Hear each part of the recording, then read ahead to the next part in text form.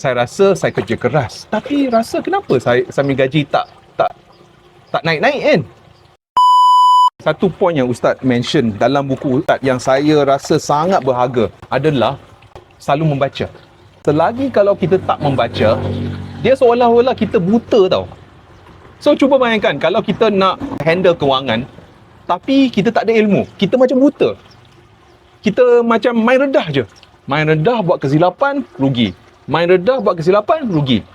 Tapi kalau kita baca, at least dari kegelapan, kita ada macam roadmap. At least kita tahu, okay, kita kena pergi straight. Dalam 30 meter, belok kanan. Kan? So at least kita ada step by step.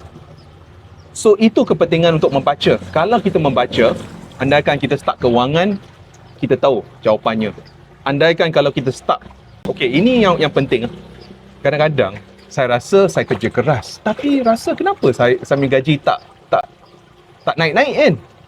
Apa yang saya terbaca lah, rezeki itu luas. Kalau kita sihat, boleh buat podcast pun, itu rezeki. Kalau kita ada kamera untuk rekod kita punya podcast, itu rezeki. Kalau kita ada kudrat untuk buat podcast, rezeki. Kalau kita ada masa, so rezeki itu sangat luas. Cumanya kadang-kadang yalah kita kufur nikmat kita yang kufur nikmat.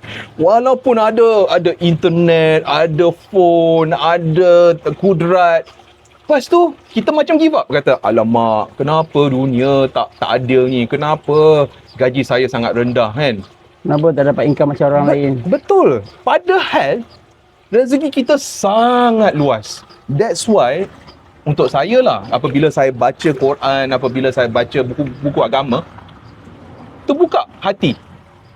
So saya kata, so dalam hati saya, kalau saya ada masa, kalau ada tenaga, kalau saya ada kawan, buat podcast.